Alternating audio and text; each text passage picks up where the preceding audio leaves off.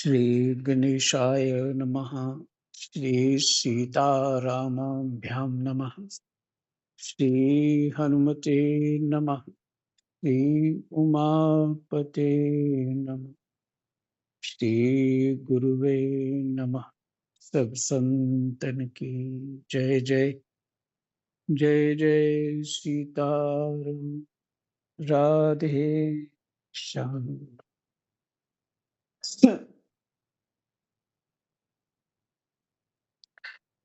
नवम स्कंध 24वां अध्याय विदर्भ के वंश का वर्णन।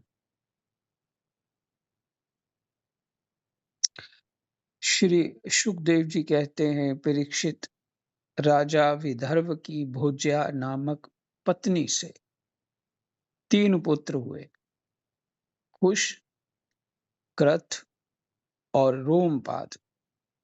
रोमपाद विदर्भ वंश में बहुत ही श्रेष्ठ पुरुष हुए। रोमपाद का पुत्र बभ्रू, बभ्रू का कृति, कृति का उशिक और उशिक का चेदी। राजन, इस चेदी के वंश में ही धर्मघोष एवं शिशुपाल आदि हुए। कृथ का पुत्र हुआ कुंती, कुंती का दृष्टि, दृष्टि का निर्वृत्ति, निर्वृत्ति का दशारह और दशारह का व्योम, व्योम का जीमूत, जीमूत का विकृति, विकृति का भीमरथ, भीमरथ का नवरथ और नवरथ का दशरथ हुआ। दशरथ से शकुनी, शकुनी से करम्भी, करम्भी से देवरात, देवरात से देवक्षत्र, देवक्षत्र से मधु, मधु से कुरुवश और कुरुवश से अनु हुए। अनु से पुरुहोत्र, पुरुहोत्र से आयु और आयु से सात्वत का जन्म हुआ।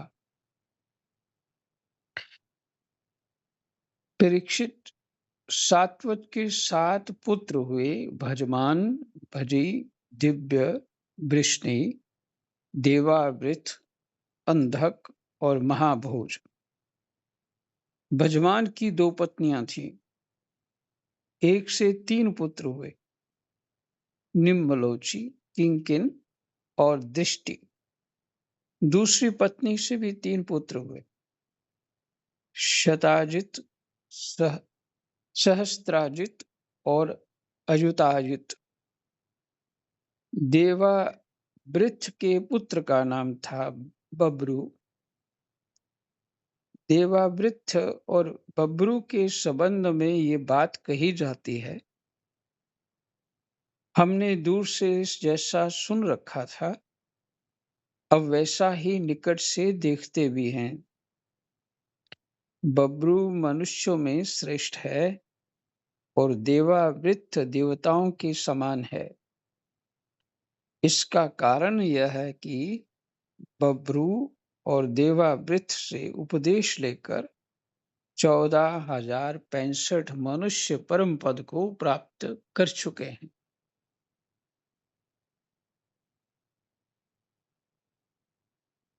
देवावृत से उपदेश लेकर 14,065 मनुष्य परम पद को प्राप्त कर चुके हैं, मैंने भगवान को प्राप्त कर चुके।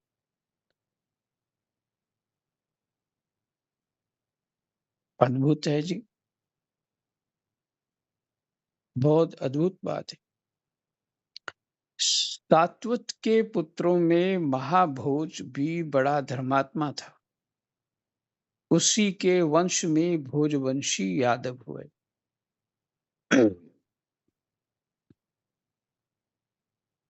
परीक्षित, वृष्णि के 2 पुत्र हुए, सुमित्र और युधाजित। वृष्णि, वृष्णि नाम है। वृष्णि के दो पुत्र हुए, सौमित्र और युधाजित। युधाजित के शिनि और अनमित्र, ये दो पुत्र थे। अनमित्र से निम्न का जन्म हुआ।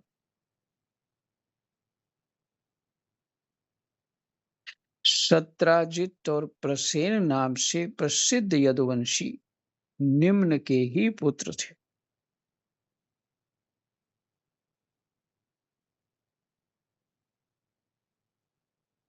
सत्राजित और प्रसेन नाम से प्रसिद्ध यदुवंशी निम्न के ही पुत्र थे। अनमित्र का एक और पुत्र था जिसका नाम था शिनि। जिनके वंश वर्णन हो रहे हैं, जब भगवान की लीलाएं आएंगे तो ये बहुत सारे लोग उस लीलाओं में होंगे।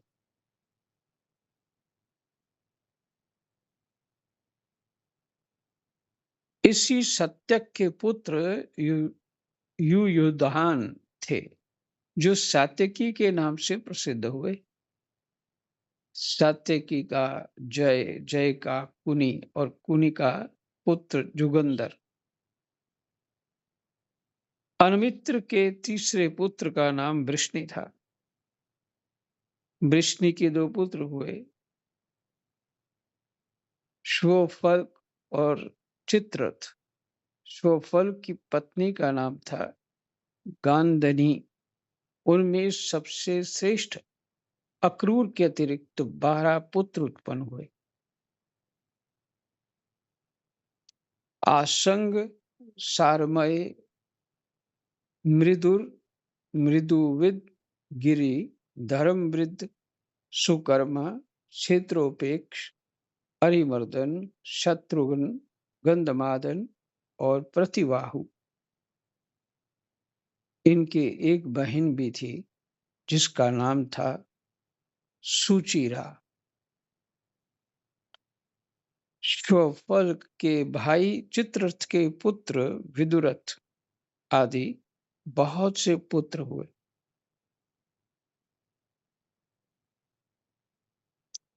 जो वृष्णि वंशियों में श्रेष्ठ माने जाते हैं। सात्वत के पुत्र अंधक के 4 पुत्र हुए।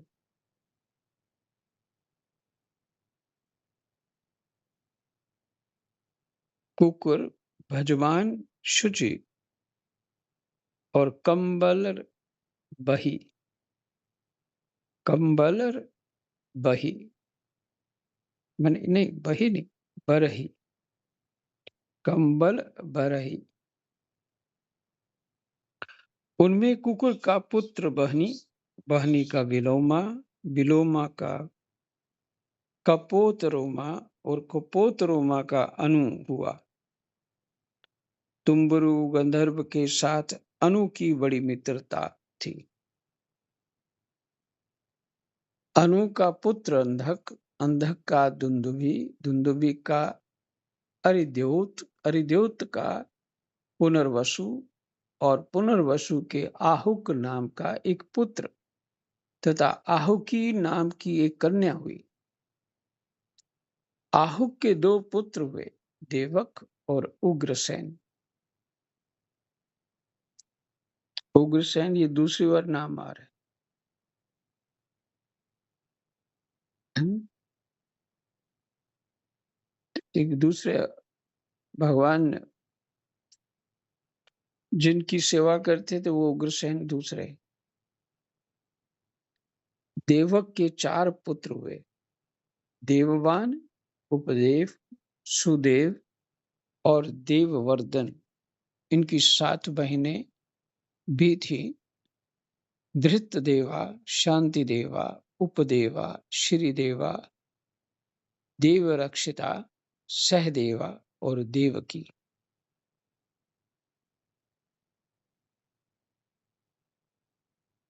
वासुदेव जी ने इन सबके साथ विवाह किया था।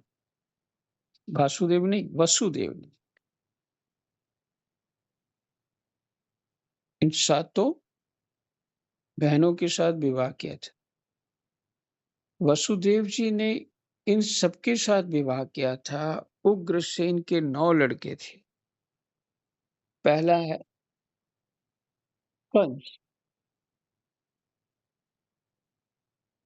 पहला है कंस, फिर सुनामा, न्ययग्रोथ, कंक, शंकु, सुहु, राष्ट्रपाल, सृष्टि और तुष्टिमान। उग्रसेन के 5 कन्याएं भी थीं। कंसा, कंसवती, कंका, शूरभु और राष्ट्रपालिका। इनका विवाह देवभाग आदि वसुदेव जी के छोटे भाइयों से हुआ था।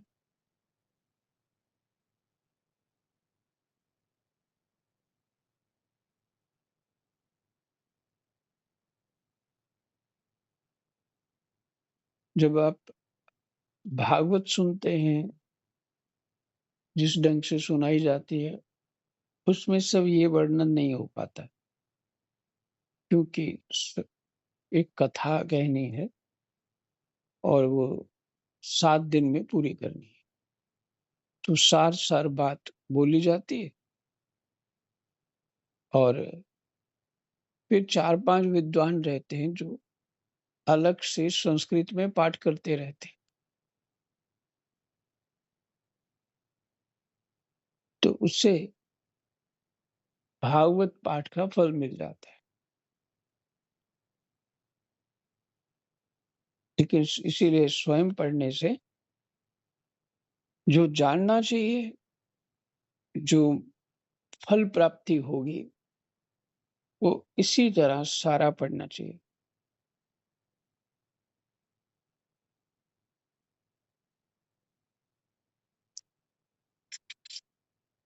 फिर उग्रसेन की 5 कन्याएं भी थीं।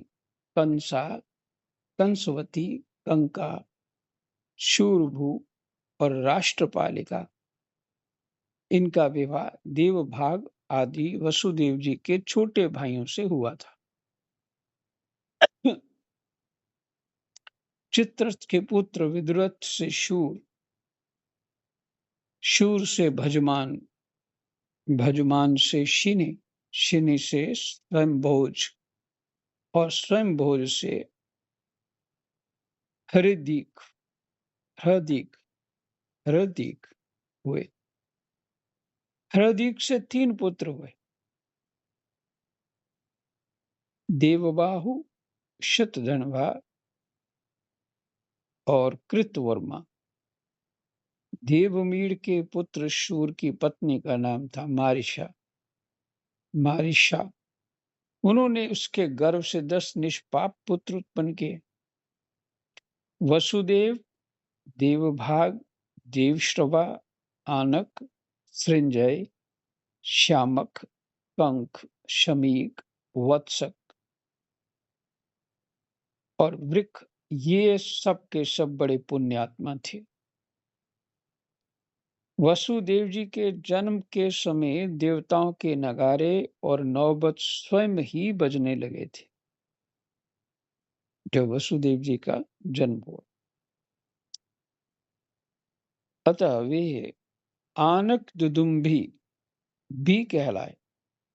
इसलिए एक ही शब्द में अगर इतने लंबे सेंटेंस को बोलना हो तो बोला जाए ये व्यक्ति कौन है? आनक दुदुम्बी। इसका अर्थ हुआ जिसके जन्म पे देवताओं ने नगाड़े और नौबत बजाई थी।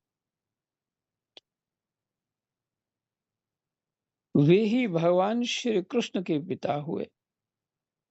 वसुदेव आदि की 5 बहनें भी थीं।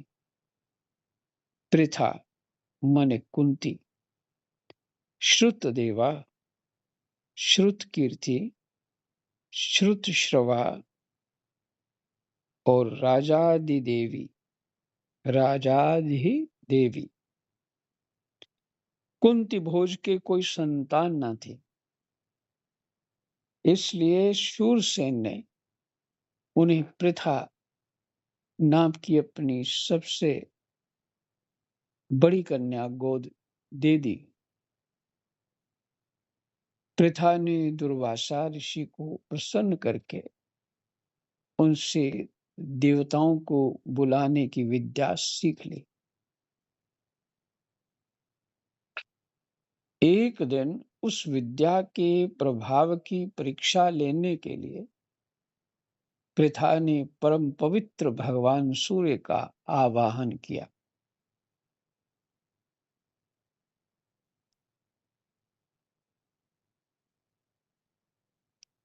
उसी समय भगवान सूर्य वहां आ पहुंचे। उन्हें देखकर कुंती का हृदय विस्मय से भर गया। उसने कहा, भगवान, मुझे क्षमा कीजिए। मैंने तो परीक्षा करने के लिए ही इस विद्या का प्रयोग किया था।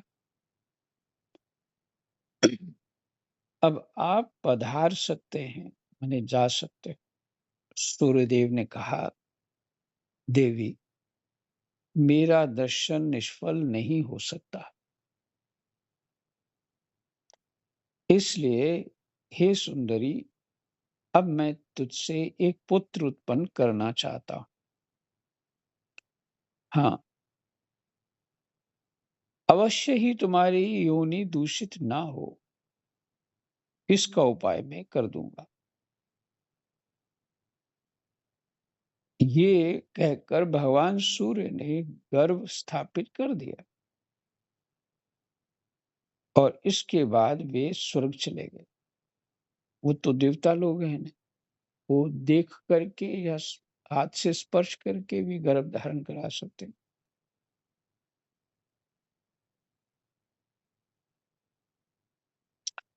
उसी समय उससे एक बड़ा सुंदर एवं तेजस्वी शिशु उत्पन्न हुआ। वह देखने में दूसरे सूर्य के समान जान पड़ता। पृथा लोक निंदा से डर गई, इसलिए उसने बड़े दुख से उस बालक को नदी के जल में छोड़ दिया।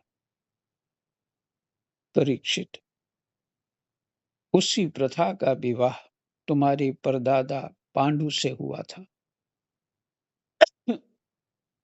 वही प्रथा ही कुंती है।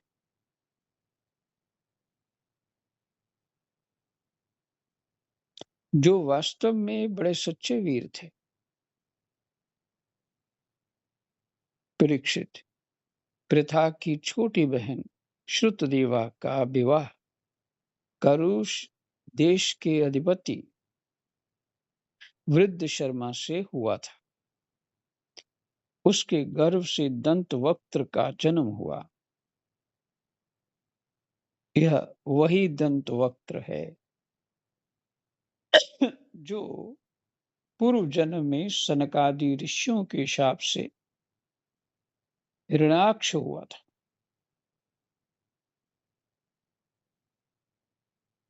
कैकय देश के राजा दृष्टकेतु ने श्रुतकीर्ति से विवाह किया था। उससे संतर्दन आदि 5 कैकय राजकुमार हुए। राजा राजादिदेवी का विवाह जयसेन से हुआ था। उसके 2 पुत्र हुए, बिंद और अनुबिंद। वे दोनों ही अवंती के राजा हुए। शेदिराज धमकोश ने श्रुतश्रवा का पानी ग्रहण किया। श्रुतश्रवा कन्या का नाम है। उसका पुत्र था शिशुपाल, जिसका वर्णन मैं पहले सप्त स्कंद में कर चुका हूं। वसुदेव जी के भाइयों ने देवभाग की पत्नी कंसा के गर्भ से 2 पुत्र हुए।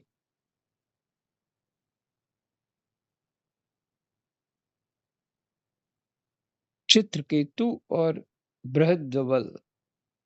देवश्रवा की पत्नी कंसवती से सुवीर और इशुमान नाम के 2 पुत्र। आनक की पत्नी कंका के गर्भ से भी 2 पुत्र हुए। सत्यजित और पुरुजित। संजय ने अपनी पत्नी राष्ट्रपालिका के गर्भ से वृष और धुर्मर्शन आदि कई पुत्र उत्पन्न किए। इसी प्रकार शामक ने शूरभू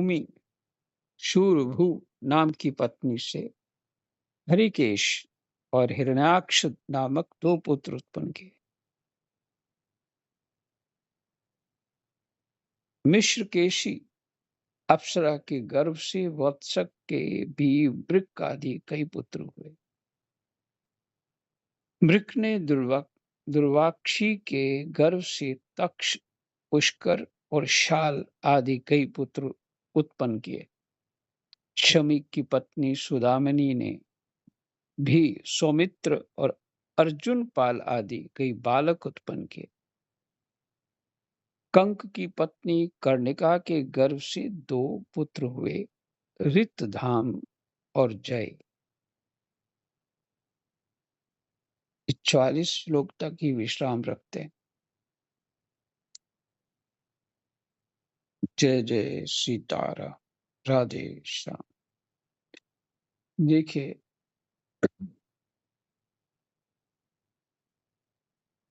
इतने वर्षों का वर्णन है। जो उच्च स्तर के लोग थे, धर्म कर्म बल वीर योग्यता में हर प्रकार के संपन्न थे, जो उनका वर्णन है। और जो विशेष विशेष हैं भागवत जी में, उनसे भी विशेष उनका ठीक से ज्यादा वर्णन है। और इनके अतिरिक्त और पुराणों में बहुतों का वर्णन। लेकिन सभी तो एक जैसे नहीं होते, तो सबका महत्व होता है। बताइए, इनकी इतनी संतानें, अब सोचिए, उसका ये हुआ, उसका वो हुआ, फिर इससे वंश के वंश चल रहे हैं।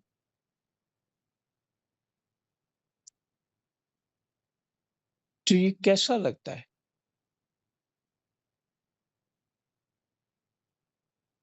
लेकिन थोड़ी देर के लिए उत्पन्न हुआ और वो चला गया, उसने उत्पन्न ये कर दिया, उसने ये कर दिया, उसने ये कर दिया, बस हो गया। इसका ये नाम था, इसका ये नाम था। और इन सब का महत्व है क्या? आप विचार करिए। कौन से राजा हुए जयाति, उनको भी वैराग्य हो गया।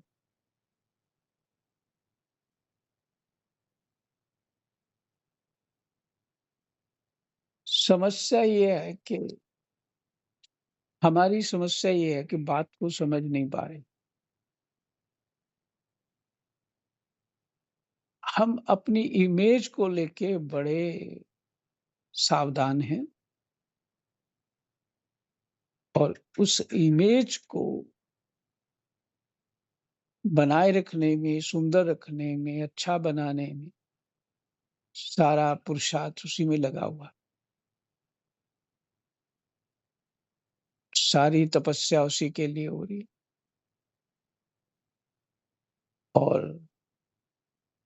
और ये तो किसी की रहती नहीं। देखिए, एक से एक बढ़कर हैं सब। इस ब्रह्मांड में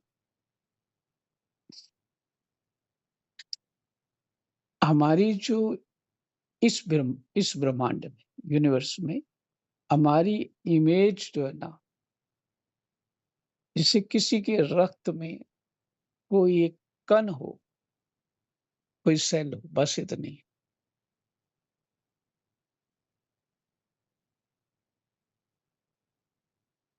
और देखिए, किसी ने प्रश्न किया शंकराचार्य जी से कि सूर्य कितने हैं?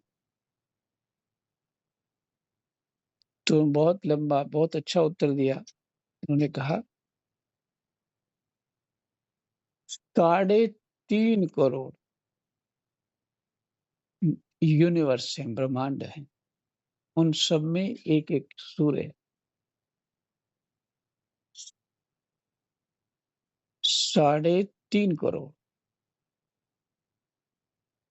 तो सोचिए हम इनमें ब्रह्मांड ही जो है वो उनका भी कोई महत्व नहीं दिख रहा और फिर एक ब्रह्मांड ब्रह्मांड का कोई और छोर नहीं दिखता। कितना बड़ा है कि क्या है, वो तो पुराणों से पता लगता है कि वो इतना-इतना विस्तार है। साइंस तो बता रही है ये बढ़ता ही जाता है, बढ़ता ही जाता है। बढ़ता ही जाता है मतलब समझ नहीं आ रहा है कितना? इसलिए कह रहे बढ़ता ही जाता है। तो शास्त्र स्पष्ट कह रहे हैं इतना-इतना है। शास्त्रों ने स्पष्ट कहा कि सूर्य की दूरी इतना है और वो हनुमान चालीसा में वर्णन। इन्होंने भी नाप लिया। हाँ जी, इतनी ही। तो इसका अर्थ ये है कि मैं ये क्यों बात सुना रहा हूँ, 3.5 करोड़ सूर्य हैं, इतने ब्रह्मांड हैं, यूनिवर्स हैं। तो इसलिए कि हम उस माया से मोहित होकर के यहाँ स्वप्न या कह लीजिए फँसे हुए, परवश हैं। हमको ये समझ नहीं आ रहा। हम स्वप्न में और उसके सुख-दुःख में, हमारा अस्तित्व कुछ भी नहीं है, कहीं भी नहीं, है ही नहीं, बिल्कुल। देखिए,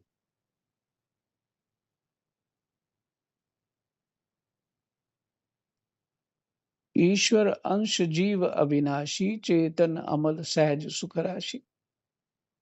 जो हमारा स्वरूप है, वस्तुतः वो है ईश्वर का अंश हूँ, तो उसको तो कोई सुख-दुःख नहीं होता, क्योंकि वो आत्म तत्व है, आनंद स्वरूप है, सहज सुख राशि, वो सुख रूप ही है।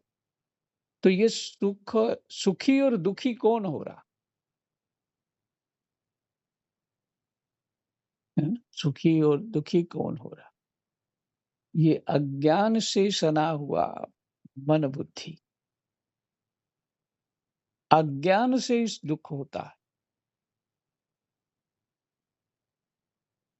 सुख भी अज्ञान से होता है, जो इंद्रियों का सुख होता है, जो मन का सुख होता है, दुःख होता है। बुद्धि बता देती है उसको कि हाँ, बड़ा हानि हो गई, तो बड़ा दुखी हो जाता है मन उसका। बता देती नहीं बहुत लाभ हो गया, तो अब उसको लाभ हो गया बस इतना कन्फर्म हो गया तो बस वो सुखी हो जाता है। कुछ खाया पिया नहीं, उसने कुछ किया नहीं, बस इतने सुनने मात्र से सुखी-दुखी हो रहे हैं ना। तो ये क्या है? ये माया है। ये शरीर क्या है? ये शरीर तो वही अपरा प्रकृति, जड़ प्रकृति है और मन बुद्धि मात्र ये मानता है कि सुख और दुःख हुआ।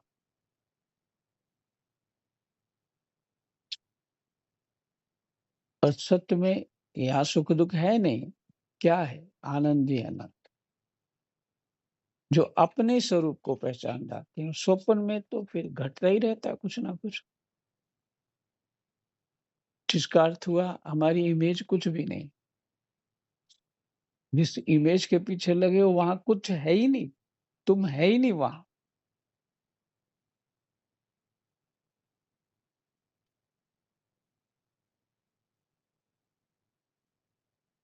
जब ये समझ आ जाएगा निश्चिंत हो जाओगे परीक्षित की तरह और निर्भय हो जाओ। जय जय सीताराम राधे श्याम।